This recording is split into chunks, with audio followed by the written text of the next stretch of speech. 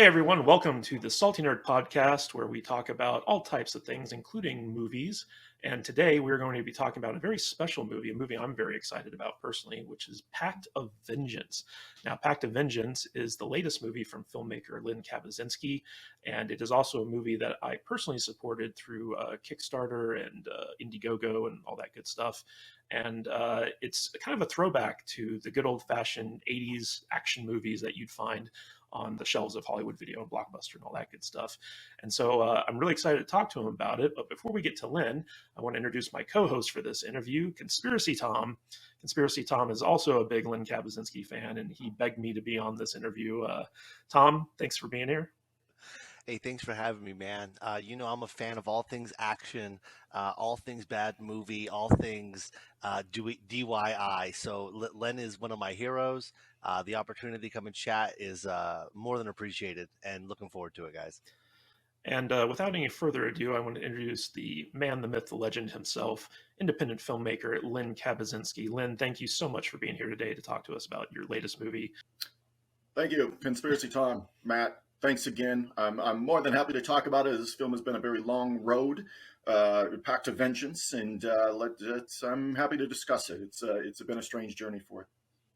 Well, we're going to get into it in a second. But Len, so I discovered you through Red Letter Media, where they've reviewed a number of your earlier films.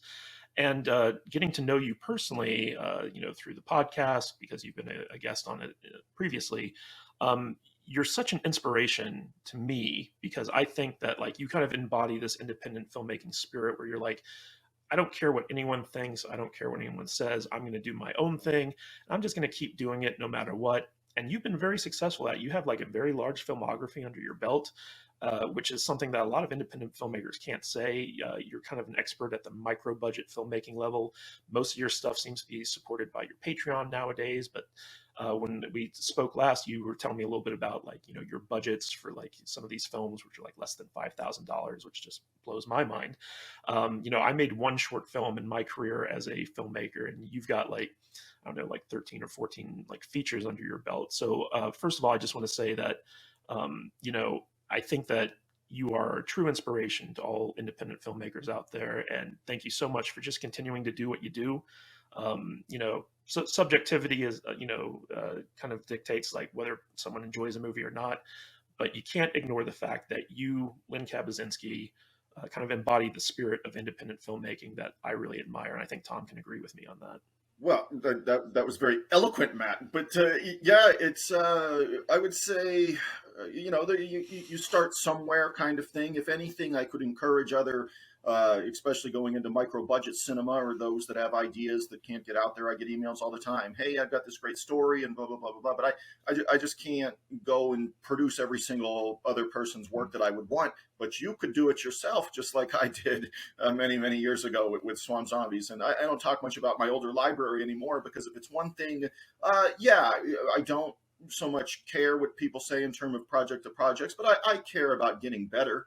I care about people recognizing as an artist, whether it's drawing, sculpting, painting, whatever, filmmaking. You want to get better. I think nobody wants to say, "Well, his latest, you're as good as your latest work," right? Just about anything, sports, art, whatever. So I want to get better, but at the same time, I'm not going to let people who watched Curse of the Wolf in 2022, a movie that was made 16 years ago at least now. It's great. I'm glad you watch it in 2022, but that's not Len anymore, kind of thing. I think I've gotten past those times, and in my career, I feel I really turned a corner probably in 2015 when I did a film called Angel of Reckoning. Some of it was personal. My mother was dying at the time. I was writing the script and stuff. She had passed away before the movie came out and stuff. But I said, you know what, Mom, I'm not going to do any tricks here. I still don't have a lot of, money. It's low budget. But you know what? I'm going to work my ass off to do a story with no nudity. I'm not going to do a ton of TNA, although there's some sexy scenes in the film and stuff like that. I wasn't going to pull any punches and just make the film I wanted to make for once. And I think Angel of Reckoning, the lighting schemes and photography got way better than it was in my previous works to that point. A big quality shift, I think. And from there, I think we just grew and grew and grew and grew from there. But I think that time in 2015 for Angel of Reckoning was a real turning point. point in my filmmaking career. I had signed with a different company for the first time in my career, as I was starting to sign stuff with Worldwide Multimedia, who had just put out Skull Forest. And then I thought, wow, I got a small royalty check for this. This isn't Brain Damage Films. Sorry, Brain Damage Films, but I've made $0.00 and never seen a statement from you. So anyways, so I went with a different company and thought, well, I'm going to do it. I mean, Skull Forest, I thought, it has its limitations. We know what they are, but it was better than, Curse of the Wolf. It was shot in HD. It was better than Swamp Zombies kind of thing. So I thought if I'm going to take a chance, I'm going to do it with that and sign with a different company. And I've got several films with them now.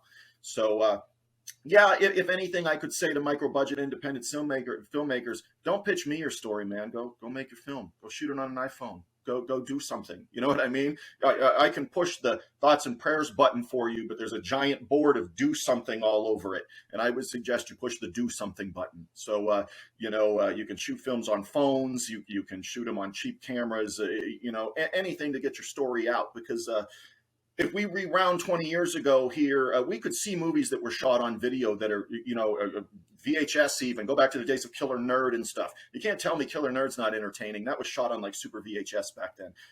If you have a good story and everything is in place, you can shoot on a phone. You can shoot on whatever you want. It's the story in that kind of atmosphere, and that's going to carry, a micro-budget indie film along.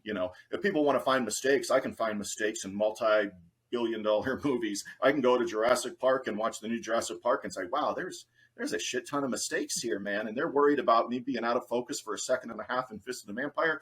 Get over it, people. Make your films, get out there and work and get your ideas out there, because if you've got creativity that you're sitting on and no one sees it or hears it, that's our loss. So get your ideas out there, people.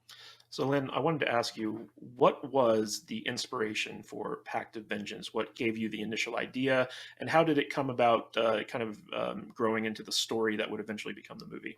Yeah, Pact of Vengeance was written before the pandemic happened and started shutting things down a couple years ago there. And the original idea, the Obliterators were still there, which is a special forces team in the movie led by Leo Fong, who was like a commander of a special forces unit. And they're black ops everything, recon, rescue missions, you name it. If I had like millions of dollars to make this movie, I would have even fine-tuned it even more. And we can go over that in another podcast. That's a long story. But yeah, it started with the Obliterators, and it was Matt Hannon, who was Samurai Cop. He was involved. He cool dude. He was really involved. Leo Fong, obviously, I couldn't do it without him. So Leo was on board from the beginning. John Mikl Thor was on board from the beginning. And then the pandemic shut stuff down. The Indiegogo campaign didn't do well. The pandemic is in full, shut everything down mode at this point. So, I closed the campaign and put the film on hiatus kind of thing. And but in terms of inspiration and what it is, before I get into what it became, my inspiration, and I talked to my editor and post-production coordinator, Steven Steinbacher, about this, and he's done a really good job with our look and feel of this kind of picture, because what I wanted was kind of an 80s story, but yet with more modern editing techniques and stuff. I wanted Death Wish 3, but I wanted Death Wish 3 looking like Domino, kind of thing is what I wanted. Those are the visuals I wanted, but I wanted the story to be very simple, very Death Wish oriented, or the beat up the neighborhood, the Annihilators, Death Wish. You pick a canon film from the 80s where they just beat up the neighborhood kind of thing. So I wanted that kind of stuff, but I wanted the photography and editing and stuff to be more stylish and modern. So I think we accomplished that in it. But yeah, it was just inspirational wise for it. I don't know. I like all kinds of movies, man. So it's hard for me to say I get inspiration from movies, because I like so many different genres. And I mean, most of the stuff what I watch is just low budget shit that's on Tubi and stuff like that. I mean, that's what I watch in my normal everyday life kind of thing. But yeah, I guess I usually, throughout my filmmaking career, picked genres that I liked and just did them. Oh, it's zombies. My friend just did zombies. It's my first movie. I guess I should do zombies for my first movie. It's that kind of daffy thinking that you get me many years later. But I think we've grown past that. And yeah, if anything, it was just a genre. It's that crazy 80s low budget action. And that's the genre. I think that is a genre of its own, right? And then you fall into a bunch of different subcategories. And I don't have the budget to do Raiders of Atlantis or whatever it was called, which I love that movie. But that was the inspiration. I wanted to make an 80s feel picture, simple story. Nobody could really bitch and moan about it. Had a ton of different plot levels and all this. I'm not trying to make an A24 film here, guys. I'm not trying to make Lamb. I'm not trying to make pick the A24 movie, whatever. This is a simple story with some action icons in it. Some current wrestlers, and the film is morphed into The Obliterators. Became when Matt Hannon dropped out after I guess we're still in a pandemic technically, but when the project came back, Matt had to drop out because it looked like Samurai Cop 3 might be happening, kind of thing. And I know that's his deal. I still like Matt. I'd work with him next week if he wanted to.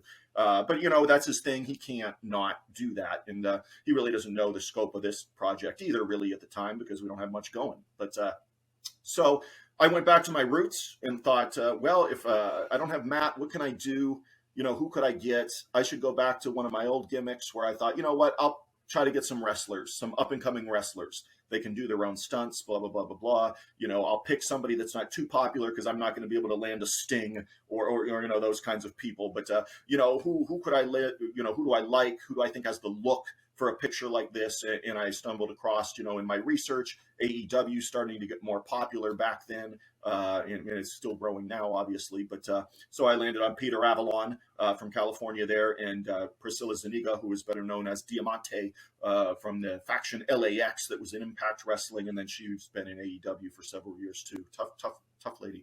So that was our group. John Mikl Thor was still on board. Of course, he could not get out of Canada, so we coordinated all of his scenes and stuff like that, what he could do on his own, and I kind of worked with his crew from afar, kind of thing, to make sure we got everything that we needed, kind of thing. So John Mikl Thor, because he couldn't get out of Canada, he's got like a confined cameo.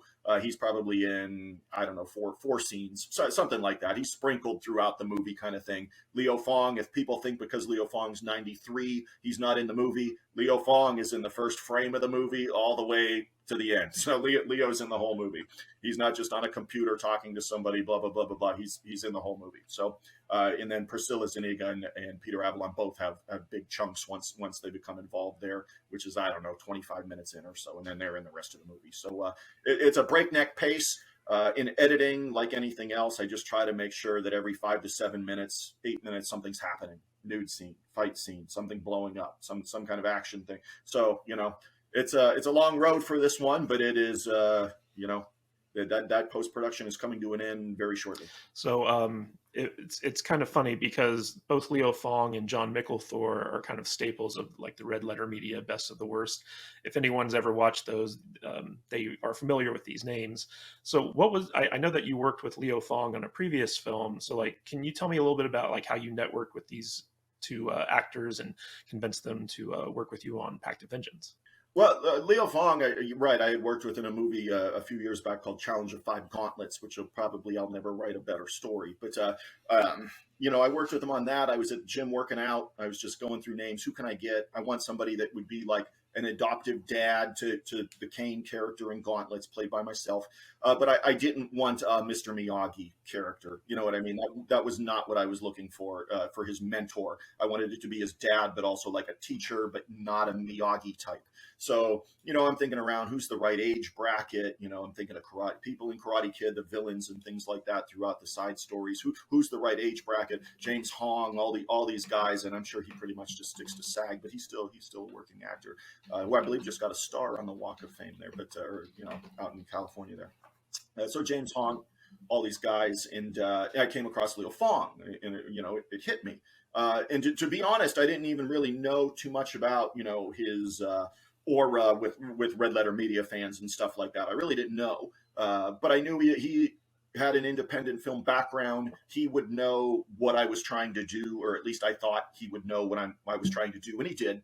And I messaged him while I was working out at the gym, and before I even left the gym, 45 minutes later or whatever, he already had messaged me back on Facebook Messenger saying, "Man, I'm my own agent. What do you have in mind?" And I'm like, "Well, I'm trying to do this and this. I can send you a script. It's martial arts. It's kind of, He's like, oh yeah, we have a lot in common then and stuff. So we got going, and that's how I got involved with Leo, and we've talked ever since, back and forth, even when we're not filming movies together and things like that. So he's a great man. He's very missed. If it's one thing I'm very sad about Pact of Vengeance, it's Leo's not here to share it with us. So for John Mikl Thor, I had contacted him.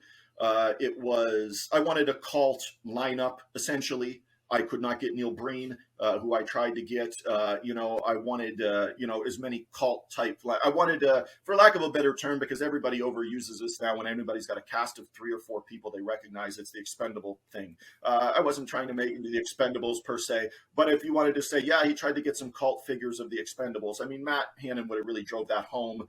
If I could have got the late, Bob Zadar, if he was around, I'm sure I could have got him involved in stuff. My friends worked with him numerous times.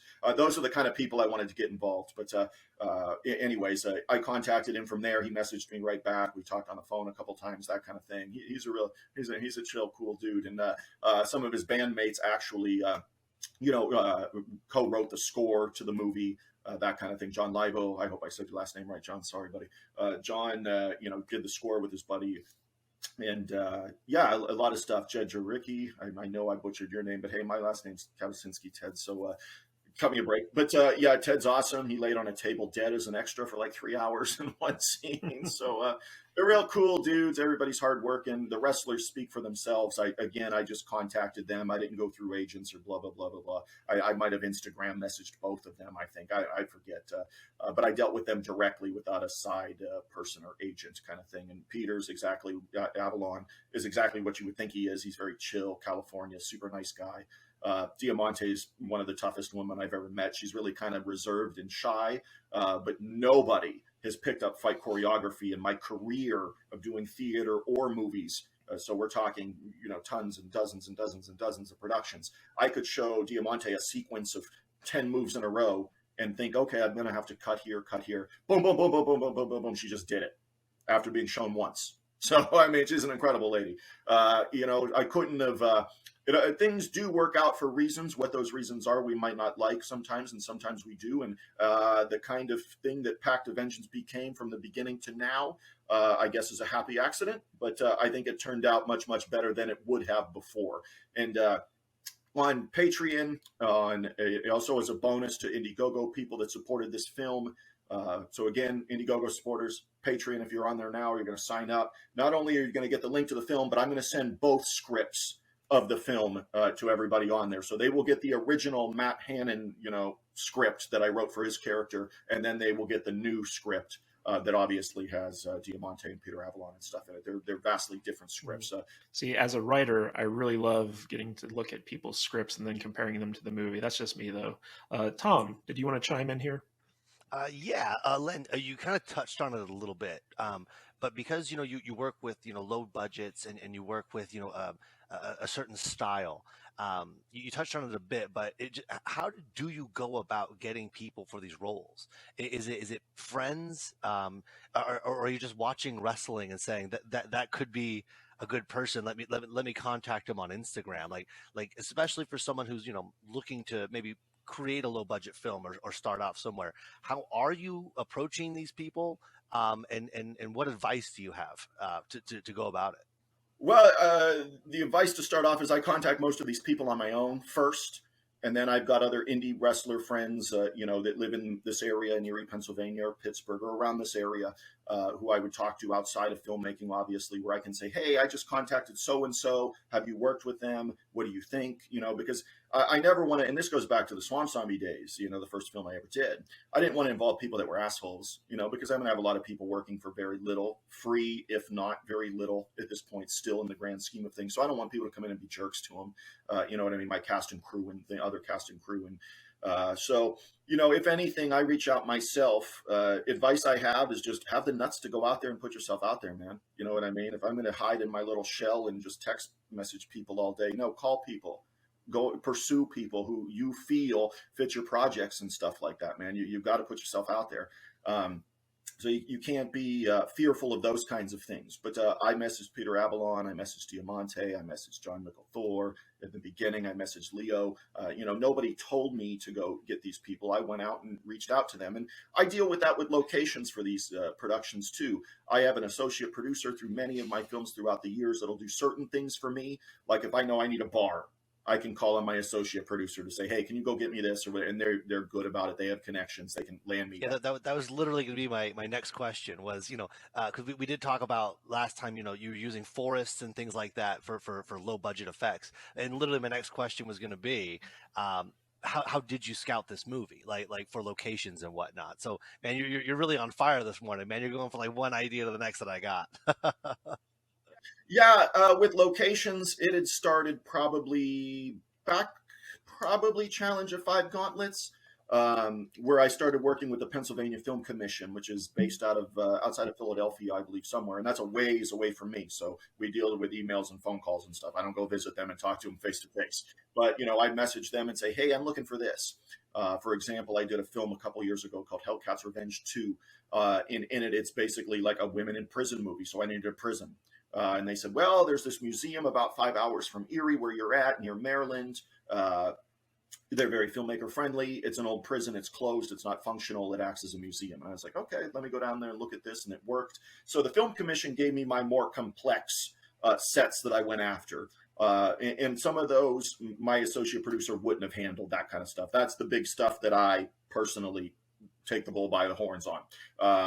Challenge of Five Gauntlets, I shot in a legit like airplane hangar by the airport. I mean, those kinds of locations I went after and pursued, kind of thing. When I knew I really, really, really needed that in that location, I wasn't going to write around. I didn't want it to be replaceable, kind of thing. So the Lumberjack Museum and Challenge of Five Gauntlets, where the scene is in Scotland. So we just we're actually shooting at a lumberjack museum that has the sawmill and all that stuff. All that shit is legit in that movie. Nothing is green screen. Nothing's faked when it comes to those kinds of things. So we're at a legit lumberjack museum for that. So it's really just intense research.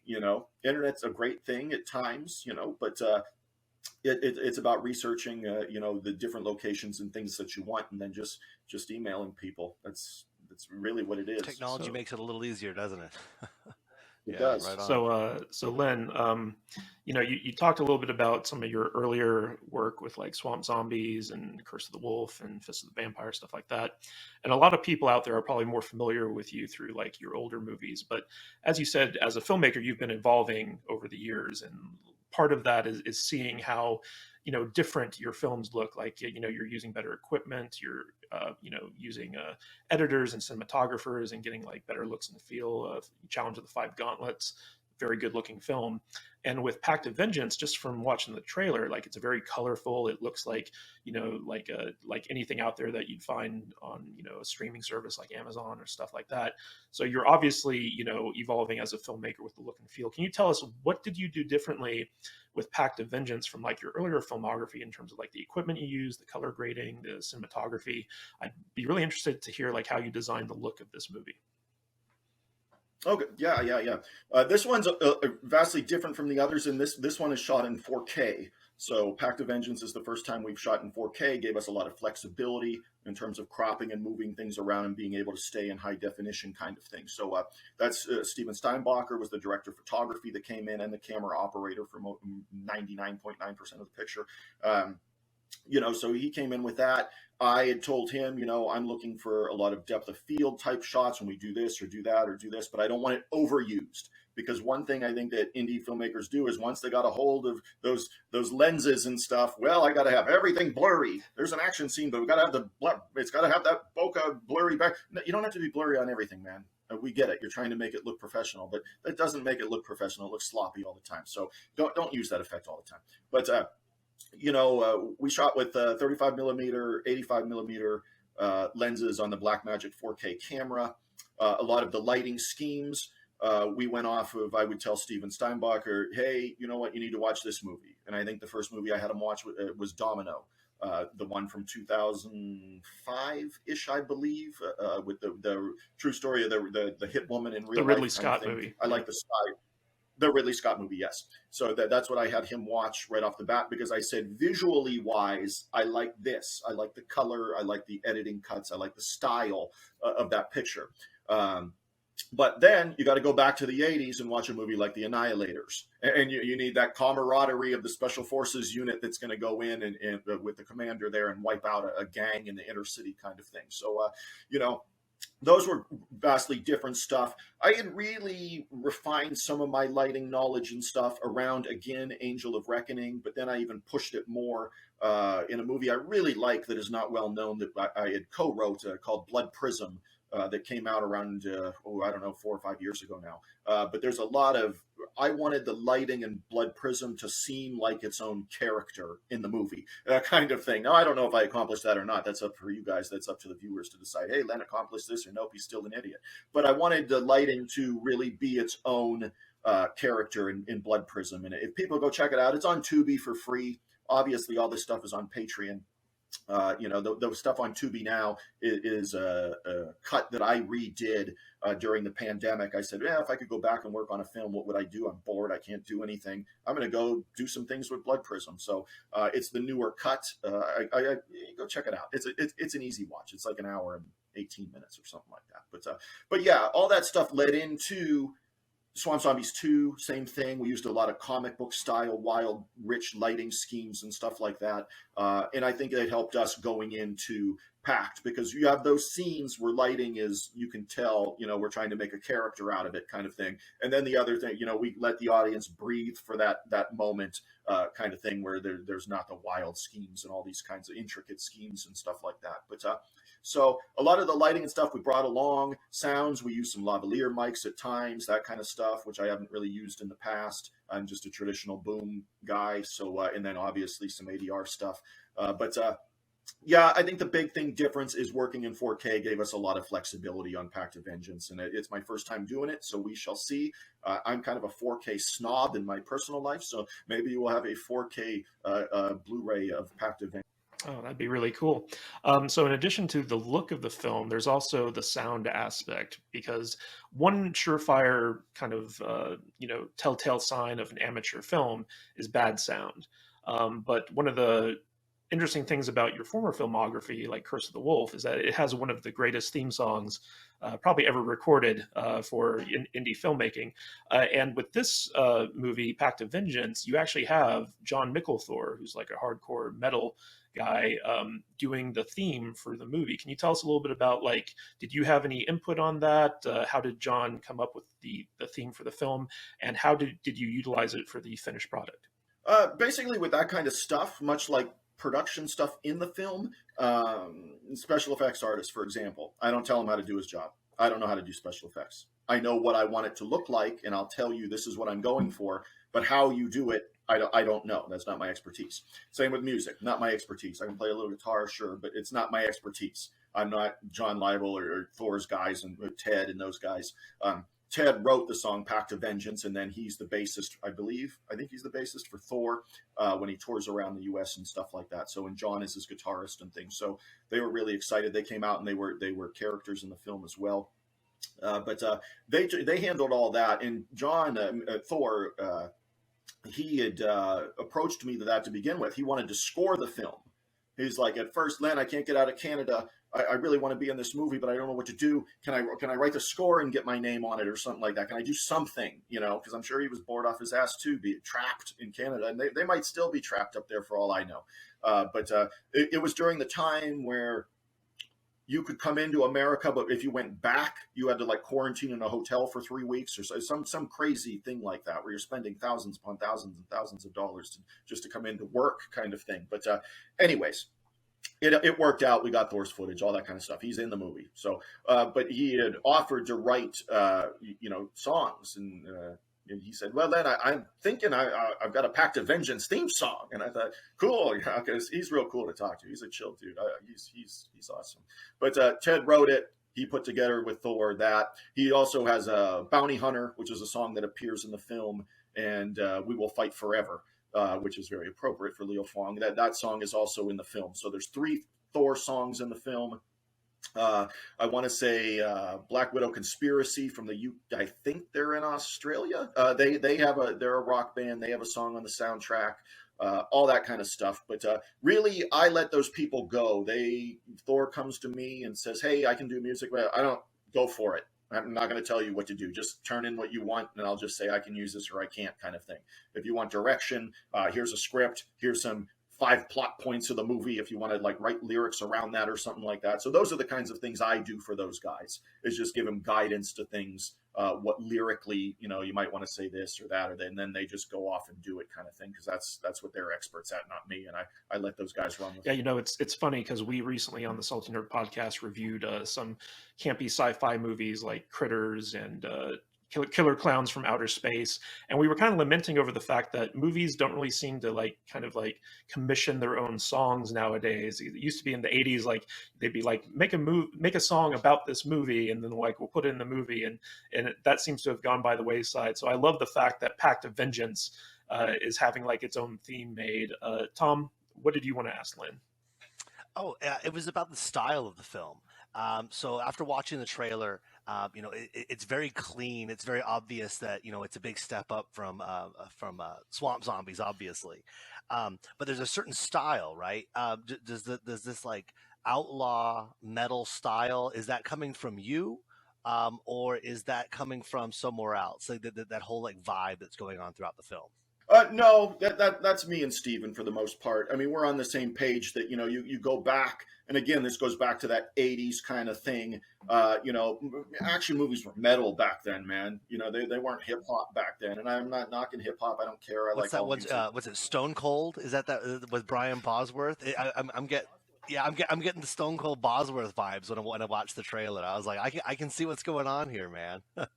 Yeah, Stone Cold, that's great. But yeah, it's 80s, that style of picture action film was all rock and roll and metal and stuff like that. And obviously, Rock and Roll Nightmare that Thor is known for, is metal. That's probably my favorite soundtrack of all time. And people are like, no, it's The Crow, or no, it's this. Nah, my favorite soundtrack of all time is Rock and Roll Nightmare, man. Tritons. So yeah, it's my favorite. It's amazing. So I was really fortunate when he said he wanted to do, put some tunes in the movie. Was the inspiration just organic, where it came from kind of everybody, or are you directing that? You're like, no, I want you to look a certain way, or is it coming as a group? Yeah. That's me directing that stuff. And that even transcends not so much style in terms of editing wise. I kind of push Steven in the direction I want him to go, and then I let him run with it his own way. But I'll kind of say, well, split screen here, this could be cool to do here. And sometimes it's even written in my script, use split screen for this conversation. Sometimes I even put it in there, and if it does, it means I want you to use it there, kind of thing. Normally I let the editor just run and do his thing, but yeah, I kind of guide everybody in certain areas. The same musically, I tell them it's obviously got to be a rock song. I think the only thing I told Thor was they have to be up tempo for the most part, because if I'm going to put them in a scene or something, I need fast paced, fast tempo music, and you'll see that when Bounty Tracker plays in the film. But not just that kind of stuff, but also right down to the extras. I'm involved with everything, kind of thing. This is do-it-yourself stuff, micro-budget things, and right down to the extras. I'm saying I'm looking for anybody. If you got a mohawk, you're in. Yeah, just show up. Anything like that. But of course, I'm saying nobody show up with a fluorescent pink T-shirt and jeans, or don't show up with your alligator golfing polo and jeans, because you gotta look metal, man. I'll have you take your shirt off, throw some body paint on you, and spike your hair up if you show up with that. But I was heavily involved with the look of things, but I didn't have to do too much massaging in that kind of area. People basically I could say, hey, look as punk rock as possible, pins, hair, whatever, the look I'm going for, kind of thing. And I want a very what was it, NES Nintendo bad dudes I want that kind of punk rock look on things. So once I kind of told people what I wanted, a lot of them kind of created their own stuff. But everybody's costumes I thought were great. Some of them probably aren't costumes, and it's just everyday life things. So easier that way. You just wake up and pull it out of your drawer, kind of thing. But yeah, I'm involved with all those aspects of production. But once I feel people get a grasp for what I'm looking for, Len, I wanted to ask you, I got a couple more serious questions for you, but one of my favorite quotes from a previous live stream that we did with you is that if you cast a porn star in your movie, you're not going to have her not take her clothes off. And so I'm just wondering, Yeah, I'm not going to do that. I'm just wondering, is there any nudity in Pact of Vengeance? Oh yeah. Yeah, there is, but I mean, nothing is what I would call, super gratuitous kind of stuff. Playboy Lisa Neld, Playboy centerfold Lisa Neld, who I've worked with since Skull Forest, so I've known Lisa for over 10 years here now. She has a shower scene, and then backtrack for a second, because you remember Conspiracy Tom was saying that an inspiration kind of thing. Yes, actually, I'm going to make a point here.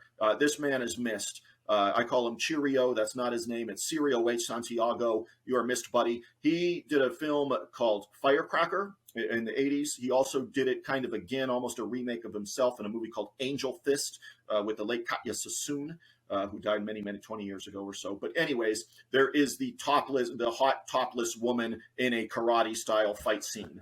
You will see that in Pact of Vengeance. Spoilers, people. So that is a nod to Cirio. You are missed, buddy. I miss your works. But there's a topless fight scene in Pact of Vengeance? Yes. And we have real legit stage props, meaning beer bottles are broken over people's heads in the scene, and just stuff happens. So it's like the scene of History from Violence when Viggo Mortensen's naked, but I'm going to want to see this naked fight scene is what you're saying. Right. Yeah, Viggo's cool though. Viggo don't care. He realizes he let it all hang out, man. He let it all hang out. He certainly did. He's no, done that was numerous times Eastern Promises. Oh, was that Eastern Promises? Eastern Promises. Okay. Yes, that's David Cronenberg, I believe. But there is that scene. There's a couple other characters that are nude here and there throughout. But there's a scene in a black light room where they're all in glowing body paints, these topless women and stuff, and they're packing and weighing drugs and things like that in this drug den scene. That scene is shown a couple times because the one villain kind of hangs out there, kind of thing. So the black light topless women probably happen 3 times, I think, throughout the film. Then there's a raid. Some minor spoilers here. There's kind of a raid at the end of the movie. A topless girl grabs double handguns and starts shooting at people while she's topless and stuff, and a shootout breaks out with the Diamante and Avalon and stuff in these girls. So that kind of stuff goes on. So the sexiness element is there. The first nude scene, I think, is a woman filing her nails with a switchblade knife as she sits in this punk rock hangout as she's nude, laying on a couch, just picking her fingernails with a switchblade knife, kind of thing. So those kinds of the nudity, I think people they'll be satisfied with. It's sprinkled throughout the movie, kind of thing. But the showpiece scene is probably the nod to Cirio H. Santiago with the topless fight scene. There. You have me intrigued. So you talked a little bit about the first failed Indiegogo thing that you had to cancel because of the pandemic.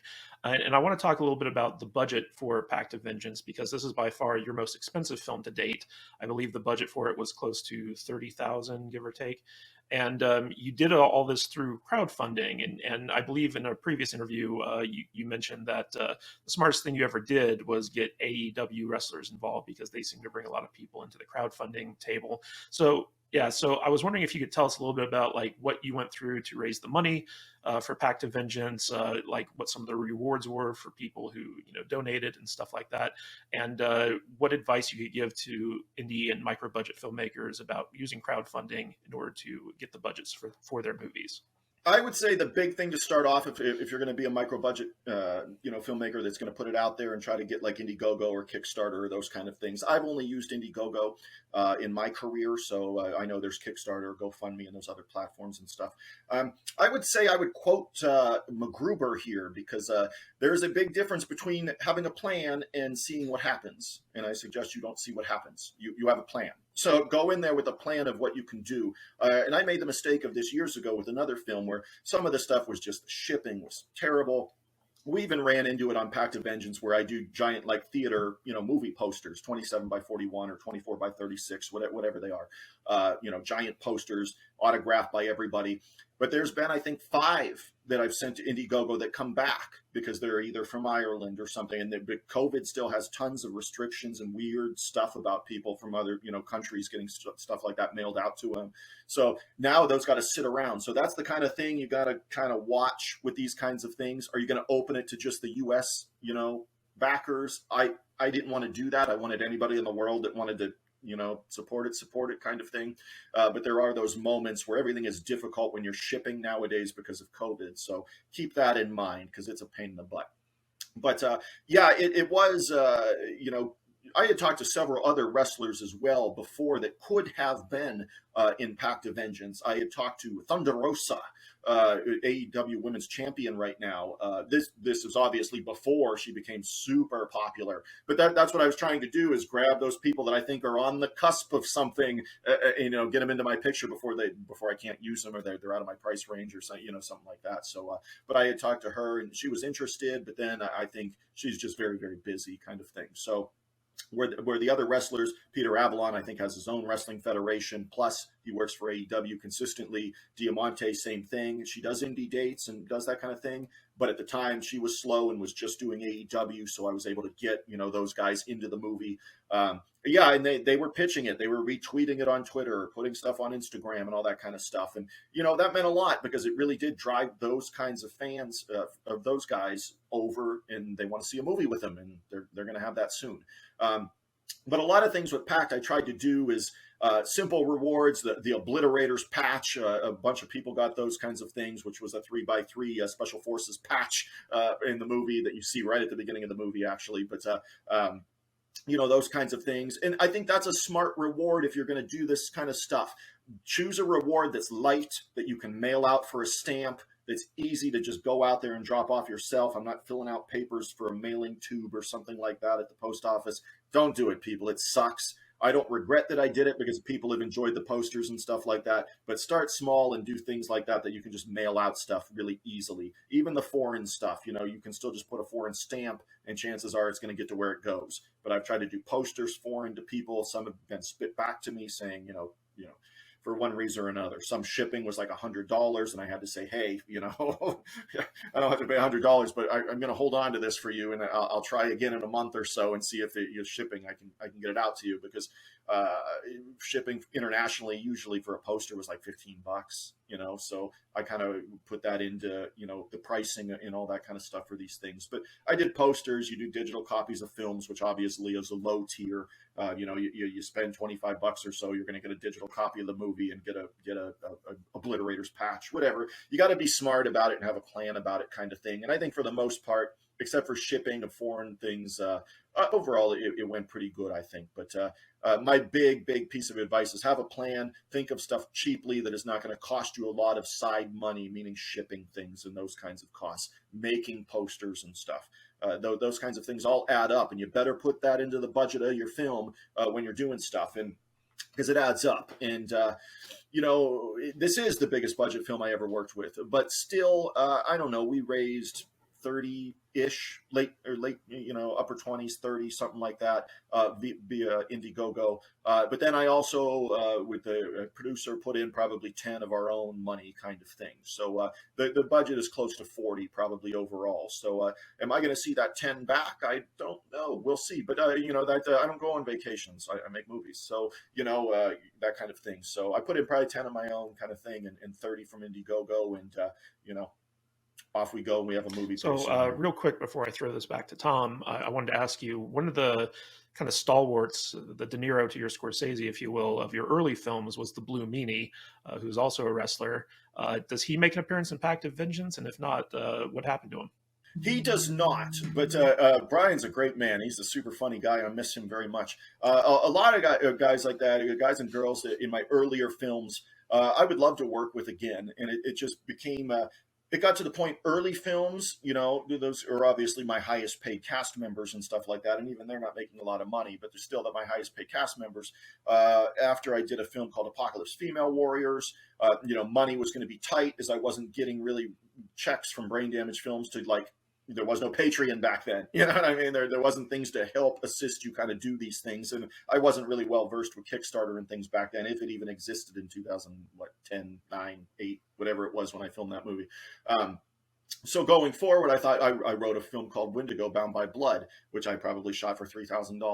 You know what I mean? So, and then it was around that time where somebody came to me and just said, Len, you try to get these people and you're breaking your back, working overtime at nursing homes and blah, blah, blah, blah, blah, to fund your pictures. But I think the people then are watching them because you, and that kind of, I was taken back a little bit because I'm kind of a humble guy overall, and it was just like, oh, they're really watching it because I'm doing it, or are they watching it because I get all these other people in? I miss Darian Kane and Blue Meanie and all those guys. But it became a budgetary thing, and then we just kind of lost touch. And Facebook, we can chime in and associate here and there kind of thing. But I miss all those guys. But one guy that does make an appearance in Pact of Vengeance is Man from Skull Forest. He actually has a decent role in I'm talking red letter media language there kind of thing. Man from Skull Forest shows up. He was in Fist of the Vampire. I've known Brian Anthony for a long time. He was in a lot of, he worked for WWE briefly too. I think he wrestled Kane or was a paramedic or something on set where he gets beat up by Kane or something. So, he's been in bigger things, but he's in Pact of Vengeance and has a decent part in it. And he's probably the oldest cast member I can think of, in terms of my films. As far back as I go, he's probably the one. In keeping with the casting questions, real quick, I just wanted to ask: have you ever approached Rich Evans about doing some voice work or maybe showing up in one of your movies? I did. At one point, I didn't know what I was going to do. This is in the very, very, very, very early stages of Gauntlets, where I thought it kind of turned into a adventure film that was more like PG-13-ish friendly and stuff like that overall. And we didn't try to make it PG-13. It just so happened that it kind of just played out that way. And I was very happy about that. The distributor was really happy about that kind of thing. But then they were kissing my butt. Oh, it's such a smart move to do something not rated R or whatever, or R equivalent or whatever. I was like, okay, well, show me when I get a residual check from you, or a royalty check. I'm sorry from you, but So before we talk about Rich Evans here, when early development Challenge of Five Gauntlets was coming, I didn't know what it was going to be. So the original script had tons of nudity in it. It was set up to be like a Man with the Iron Fist kind of thing, and it wild to think of what the film became. But yes, Rich Evans was going to be like a Pei Mei type character with a beard and stuff like that. He was going to be like an Oriental martial art master kind of thing in Gauntlets. And again, this was when it was very Man with the Iron Fist. It was very more late 70s Shaw Brothers kinds of things with funny, moments and things like that in it. I wouldn't say it was, intentional comedy, but obviously Rich Evans is a karate master with the Pai Mei beard and stuff is meant to be kind of funny and stuff like that. So, but then, the film morphed into other things and other people were cast and the story got kind of redone here and there when I couldn't get certain locations or people, and it all worked out for the better because that would have been a pretty strange movie if Rich was in it. But I did approach him about it kind of. All right. So, Tom, did you have another question? Yeah, it was about casting again. So you do a good job with getting a lot of action-oriented people that can do their own stunts, very physical people. So that obviously helps with the martial arts, right? But there's also a lot of gunplay. So with the Alec Baldwin thing that's come up recently, what are you doing on set to manage these things and not only keep it safe, but still keep it very exciting? Yeah, well, we did something a little different for this film too. Is that there's very, very, very few CGI muzzle flashes and stuff from guns. They never look good. I think they look shitty on major movies that have $1 million budgets. I think muzzle flashes that are penciled in post always look shitty for some reason. So in this one, I went with essentially like non-guns that essentially are expensive fireworks. You load them, all the action is real. For example, my favorite is a Glock 9mm. It's just dependable. There's no safety. If you pull it, you use it, kind of thing. I like that kind of weapon. I don't like to screw around. But if you were to take it apart and stuff, the action is like a real Glock. I mean, they're absolute replicas of the real thing. So you would take it apart, clean it the same way as you would a real Glock 9mm. The action's the same, everything. You load it with little bullets, if you will, which is essentially your firework. When you pull the trigger, it's like lighting a firework. Boom, the flash comes out. Now, you don't want to be an idiot and point it to your head and pull it because you're going to flash and burn the side of your face off. But nobody does that in my film. But when we're running around pointing guns and firing, those are real flashes coming out of the gun. They're basically, like I said, expensive fireworks. I think we had maybe 5 or 6 9mm style guns, and we had 2 or 3 Uzis. Again, all the Uzis are legit, function like a real, Uzi. load, we had extended clips, but you go through an extended 25 millimeter clip of an Uzi, you just went through it in like half a second. Your clip's gone. So the ammunition and stuff for these non-guns, these fireworks, are very expensive. But I wanted the look of the picture to not be a bunch of digital crap. And green screen, I think we only use once, maybe in the movie, in one section. So we try to limit all that kind of stuff. I always hate using it. Sometimes it is what it is kind of thing. But we don't use that often. There's hardly any penciled in flashes. There might be a dozen out of hundreds kind of thing that were penciled in. So, but yeah, safety wise, my dad is pretty much a firearms expert. He came out and kind of looked at things, showed me how to take it apart, kind of said, I could tell he was impressed. He thought, well, this is just a bunch of theater movie numbnuts that don't know what they're doing. And then he saw the weapons we got and he's like, oh, this is like the real deal. And I'm like, yeah. So, it's cool to have safeties on them, all that kind of stuff. And basically a safety on a non-gun is you're not going to shoot off a firework, which is your muzzle flash kind of thing. So, but they're pretty safe. If anything, I had people usually wear earpieces because they are very loud, just like a real weapon would be kind of thing. So we had those available, that kind of stuff. And that's kind of how we approached it. Nobody was allowed to touch anything, obviously, or screw around with anything. Once they were handed a gun, they were done with their scene. It goes back to the prop person. They handle all that stuff. They distribute the weapons as needed per the scenes that we're doing. But you're going to see them in action about 10 seconds into the movie. So it's we waste no time getting things going. So Len, one of the appeals of watching a Len Kabisinski movie is the fact that you're usually in the movie at some point. And that's always the highlight of a Len Kabisinski movie, is getting to see Len Kabisinski in action. So I was wondering how much of you is going to be in Pact of Vengeance, and can you walk us a little bit through the choreographing of the fight scenes that you're going to be in? Yeah, for this one, I wouldn't say it is a martial art movie. This is an action movie. There are fights in it, obviously. I think everybody has fight scenes. Leo has a fight scene. He's 93. Leo has a fight scene. I have a couple. Peter Avalon has a couple. Diamante has a couple there too, where she flamethrowers somebody, or I should say, blow torches somebody there. So I think people will be impressed with that, how we did that kind of stuff. But that's for you guys to say, not me. But in choreographing, it was really easy because the wrestlers always do their own stunts, obviously.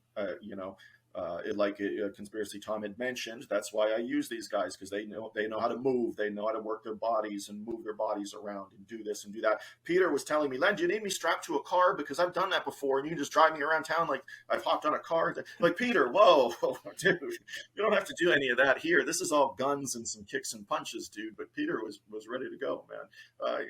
I've fallen off a building and been on a car and done on. No, Peter, don't worry about that.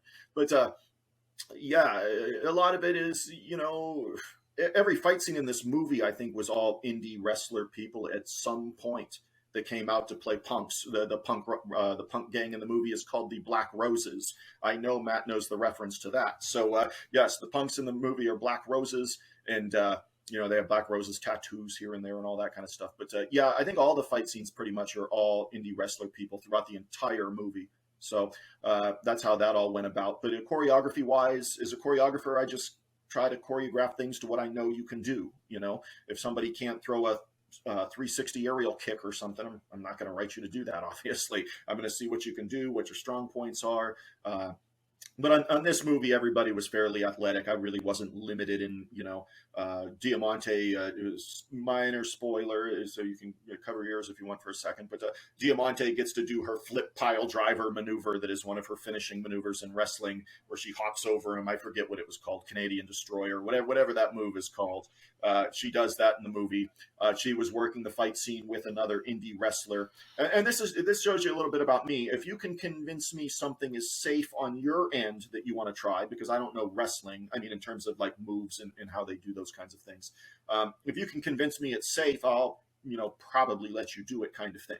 And Diamante, I said, if you wanted to do your Code Red, I believe she calls her finisher, which is like a flip pile driver thing, or flip power bomb thing. They said, well, we got a mat here. This is good. We can land. This is fine. We'll do it. And they did it. And they ended up doing it 3 or 4 times for the takes. And yeah, it was fine. So I'll let things go if you convince me that it's safe and I believe you and I can look you in the eyes and say, okay, I'm convinced. So I'll let you do that kind of stuff. But overall, yeah, using those guys and girls, it really makes my choreography limitless, where I feel like I'm not really pigeonholed into doing one thing or another, where it's just not just haymaker punches the whole time. I mentioned we do have some props besides the guns.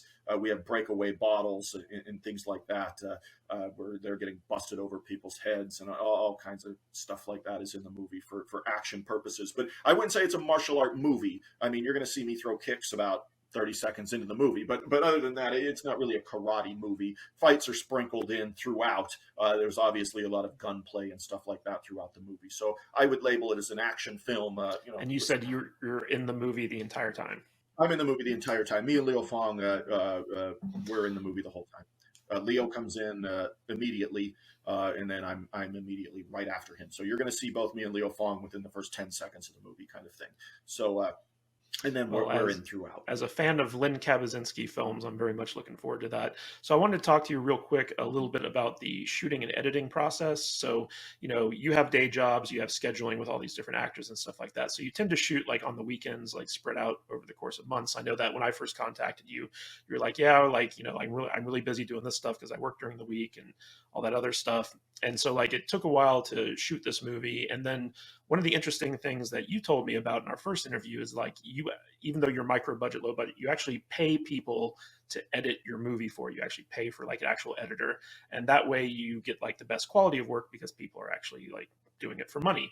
And, I know that for a while there, you were doing like all the editing stuff, and it's just now coming to the point where like the movie's getting ready to be locked in and released and stuff like that. So can you tell us a little bit about the process of shooting Pact of Vengeance and then editing it and getting it ready for release? Well, the one thing I think that benefits do-it-yourself filmmakers and stuff like that, at least for me, is the director of photography is paid, and the editor and post-production coordinator, which is the same person, editor and post-production. But it will benefit you, I believe, if you have a person that can do both. And the last several movies I have done that. My director of photography is also the editor from Gauntlets. Aaron Bratcher is his name. He edited and shot Gauntlets. He edited and shot Hellcat's Revenge 2. So he's not only has the benefit of being on set and shooting the picture, he's also editing what he shot, kind of thing.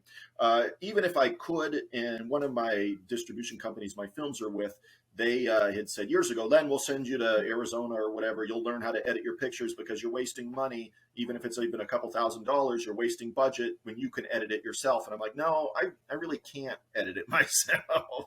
And not only that, I don't want to. I want that different set of eyes on my production. But I think it does benefit low budget productions to have if you can have the editor and the photography be the same person, if they can do those kinds of things. And that's what Pact of Vengeance has. Steven Steinbacher shot the picture. Everywhere I went, Steven went. We shoot Leo in LA. Steven comes with me to LA to shoot Leo and that kind of stuff. We're in Erie. He's in Erie, those kinds of things. But yeah, the production schedule for Pact, what we did is I think we shot 4 days in late June, almost a year ago to today, really.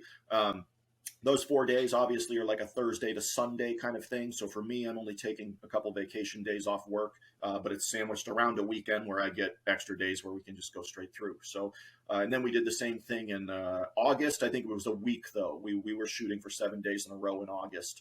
And then when we went out to finish it in late October with Leo out in Burbank there, I think we were 3 days, I think, in Burbank, something like that. So that's how the shooting schedule kind of came about. And as a bonus for people, and I didn't write this into the perks or anything like that because it's small, but I thought it's cool. Patreon, Indiegogo for this movie for Pact of Vengeance. I'm not only going to put in both scripts, the original with the one that had Samurai Cop, but also the new one. I'm going to throw in day planners and things like that. On my day planner, Monday, we shot this. Tuesday, we shot this. Wednesday, I couldn't get this, so I had to move it here. And you're going to see my day planners of how Pact of Vengeance was shot, what was shot on what days or what scenes and those kinds of things. So I'll include that when I start emailing everybody all the other materials, the movie link, all that kind of stuff. And what was the editing process like, and are you happy with the final cut? I'm a perfectionist, so there's always stuff that, I wish I could have done differently and things like that, or wish I had more money to do, or if there were more time to do, kind of thing. That's just my nature. I think it's a movie that people, if their expectation is in the right place, you know, they'll get enjoyment out of it, kind of thing. If you're expecting, you know, Yentl or The Godfather or something like, you know, you're going to probably be disappointed. If you're expecting a rock movie, which I would probably fall asleep in the movie theater, to be honest, if I tried to watch a rock movie, any rock movie, pick one, you know, I'd probably fall asleep. So if you're expecting that kind of stuff, you know, you probably won't enjoy yourself. But if you're looking for a good time with a bunch of big tits and guns and fights and Leo Fong and John Mikl Thor doing his thing and some great music and stuff, Pact of Vengeance is your film. So I hope everybody. So I have one more question for you, but I want to throw it to Tom in case he has anything else before I get to mine. Go ahead, Tom. Oh man, Len, you're hilarious, brother. Well, it was just going to be about for when you're filming. It sounds like you're doing a lot, you know, on your weekends and you're piecing it together. But it also sounds like you are traveling for your film. So, I mean, is it budget restrictions? Is it time restrictions? What is it that's going to get you to that point where you can actually go film really where you want to film, other than where you're filming because you need to film there? Yeah, this one, it would have been, that's all right, budgetary restrictions, really. It's always been that way. I mean, up until Pact, I think the furthest I had went to film anything was probably just a couple years ago when I went to the prison location near Maryland there. That's 5.5 hours or whatever from Erie, which I'm right on the lake, right on Lake Erie in Erie, Pennsylvania. Beautiful place. But yeah, the other place was in, shit, I don't even remember the town's name. But anyways, it was towards Maryland, still technically in Pennsylvania. And that was in 2020, I think, when we filmed that. So I didn't really go very far outside of my realm of places. But this one, because of the budget we were able to raise, why it was still small for Indiegogo and stuff, it did allow me to, you know, when Leo couldn't travel anymore because he was 93, doctors weren't, you know, letting him travel anymore and things. He didn't drive anymore. There is a driving reference in the movie at the beginning that people of Red Letter Media, I'm sure, will find funny. That was intentional. I did put that in there for you guys, so love you. But yeah, you know, it was. It allowed me to go out there and film in California. When Leo said, "Len, I really want to be in this movie. What can I do?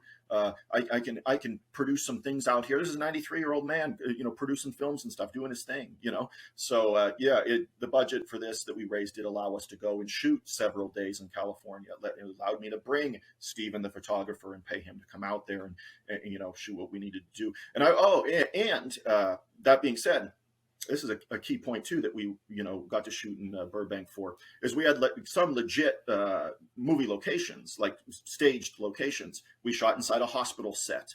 None of that is me in my basement trying to finagle something. We're in a hospital set, you know, on a lot in Burbank, in Maywood, I think it was in. So the hospital set, everything's legit, real set, very cool. We were there for, I think, 5 hours, something like that. So on a day, and shot everything there. So we had that. We had Jeff Jed's a martial art instructor out there. One of Leo's, he's like a son to Leo. We used his karate dojo and stuff like that. So we were able to really maximize our time out in California. But the hospital set was really, really nice, because I remember trying to do a hospital in Swamp Zombies many, many years ago, where we're trying to use science centers and things like that would allow us to film and kind of try to make it look like it. And it still didn't work out too well. But this time, nobody has anything to complain about, because we're on a real fucking hospital set. So it was nice to be able to do that kind of stuff. And it really, I think, adds the production value. You know, Lloyd Kaufman many years ago said, always put a fire truck in your film, because it adds that production value. Well, I put a fucking hospital set in my film, which nobody indie usually ever can do, or they green screen it or do other stuff like that. So it allowed us to do that kind of stuff out in California. So that was nice. Now that I have a taste for shooting on those kinds of sets, now I don't want to go back, because out on the lot there was a courtroom set, there was a spaceship, there's all that. I thought, man, I got to go back there and film probably. But you know, so what you're saying is we need some more Patreons, we need some more investing, we need some people believing in Len, man. That's what we need. Yeah, and you know, the Patreon thing, I don't talk, you know, of course I tell people go to the link and all that kind of stuff, visit the page, sign up, it's $2, whatever. But I'm not trying to make some kind of crazy ass Patreon. I mean, there's some people out there making tens of thousands of dollars, and that's not really what I'm trying to do, kind of thing. I mean, if I think I have 340 some Patreons now. If I got to 500, I'd be happy with that. Even at $2, I think it's all good. I'm not trying to. I have a day job. Uh, I just got promoted, so I don't.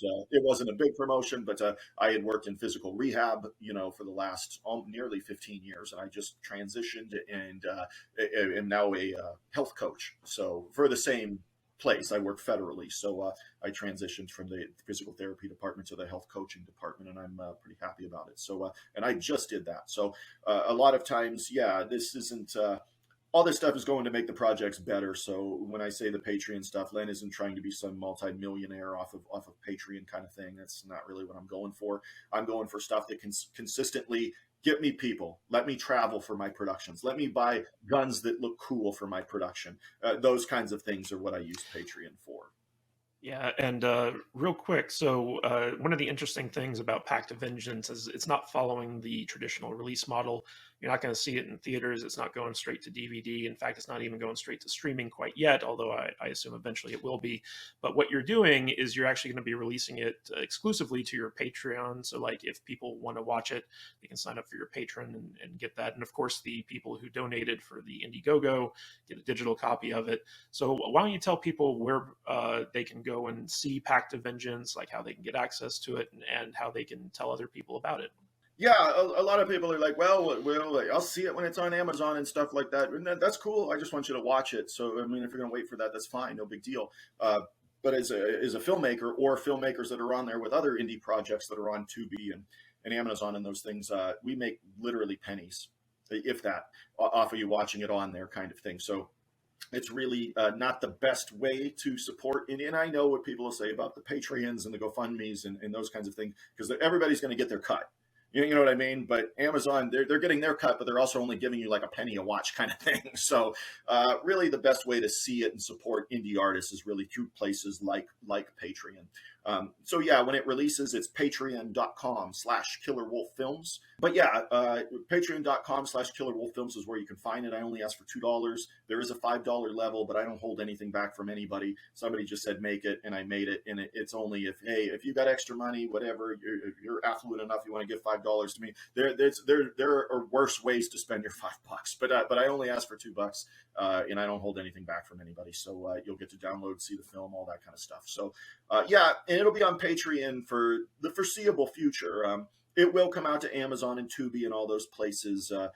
Probably, I would imagine, early next year, maybe late this year. It really just depends. Once it premieres on Patreon July 1st here, I'll start shopping it around to other distributors and stuff, see who's interested in it, who, and what they want to do. But the distributors generally are the ones that put it on Amazon and things. I know I can do that myself. I'm trying to see if I can put it on Tubi myself without an aggregator or, a distributor kind of thing. If I can do that, I might even just keep the US rights myself and just sign it with a distributor for foreign rights. Because if I can submit to Amazon and I can submit to Tubi, why do I need a distributor then to take another cut out of that stuff?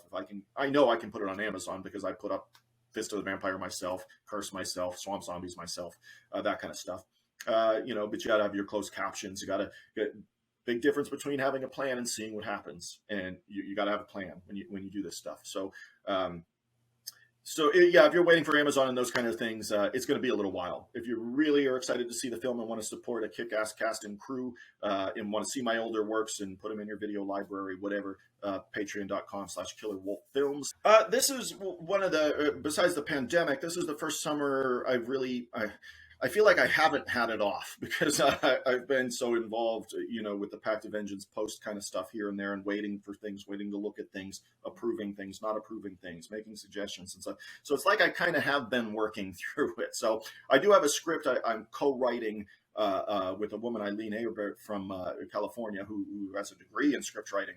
So again, I'm trying to make films better by involving people that are better at things than I am, and she's a legit scriptwriter. So we have a film called Demoniac that we're kind of developing, and we're maybe 10 scenes in or so. But this would not be an action picture. I take a step back. This would go back to, I wouldn't need a humongous budget to do it kind of thing. I mean, it'd be nice if we could have something, but it'd be a more low scale, artsy project. It's Len's A24 movie. How about that? But yeah, we're doing a movie called Demoniac. I think that'll be next, and I think I'll get that rolling next summer. With Pact being done here in Erie, PA, I think we're in for a really nice summer. My kids and stuff. I think we need to just be on the beach every day and just kind of relax through and enjoy this nice sunny summer for once. And if it's one thing I'm really bad about doing, it's kind of taking in my accomplishments and taking that moment to sit back and enjoy something that you just did instead of, well, it's on to the next thing now. I'm ready to roll. This just wrapped. It just got released, and now I'm on to the next thing. But no, I want to take my time with signing it with a distributor. I don't want to just kick it to. It's probably not going to go to the distributor that I've used for many years now. I think this is a bigger film. It deserves to be at the biggest, highest level it can possibly go, kind of thing. So we'll see what that is. I've been looking at places like Cleopatra, their film division, who have released like some Danzig movies, and I know what those are, but they're still like $1 million budget movies. We can cut on Veronica being terrible, and by all rights, it is terrible, but it was $1 million budget. Cleopatra, here's Pact of Vengeance. I can do this for X amount of dollars. Give me that $1 million and let me go run and make a badass movie for you, because I can do way better than those films. I'm positive. I'm not just talking trash there. I can back it up. So, but yeah, I'd like to get in with a company like that. If Tubi and Amazon are producing their own, obviously Amazon is, but Tubi apparently now too is scarfing up films and putting them as released as Tubi originals. Now that doesn't mean they're produced by Tubi; they get the rights and go from there. But I think Tubi is going to make that transition too, where they're going to start doing their own original produced films. And I would like to get on board with a distributor that's doing those kinds of things, so my name is out there with a quality product like Pact of Vengeance will be, and they'll be like, hey, we should get this Len guy to come in and bang this movie out, and I'll do just that. So that's kind of what I'm looking forward to there. So Demoniac probably next summer, which will be a low-key, not an action karate picture by any means. It's more like low-key horror-ish kind of stuff. But we'll see. You never know what presents itself, because if this comes out and Thor comes to me and say, Len, we got to do this rock and roll nightmare sequel I've been having laying around here or whatever, then I kind of got to drop everything and do that. Definitely. Right? So I don't know about anyone else watching this, but I, for one, would love to see $1 million Len Kabasinski movie. Conspiracy Tom, where can people find you on the socials if they want more of you? Oh, if they want more of me, basically just on Instagram. You can find me on there as Big T2681. Mostly food and travel pics, man. Just keeping it easy. And Len, where can people find you on the socials? Where people can find me, patreon.com/KillerWolfFilms is the best place. But I'm on Twitter. I'm pretty active on there with fans. I'm able to kind of get notifications and quickly respond to people. It's twitter.com/KillerWolfFilms.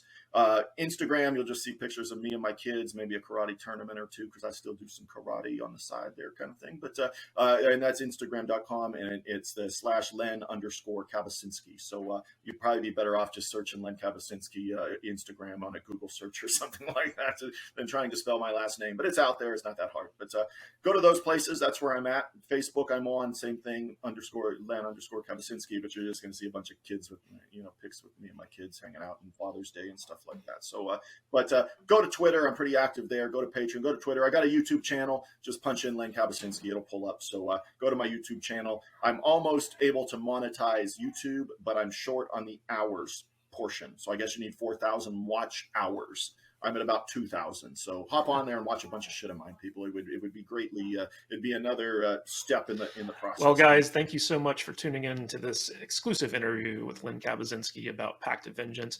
Len, thank you so much for being on the show today. We really had a great time talking to you. We hope you come back again once the movie's out and fill us in on Demoniac and any other future projects you got going on. Conspiracy Tom, thank you for being my co-pilot on this interview. Really appreciate it. And for those of you who want to help support Len and his future projects, please go to saltynerd.com/Len, Len. That'll take you right to his Patreon page. And we're also going to link it in the description of the video, so you can check there as well. And until next time, everyone, thank you so much and stay salty, my friends.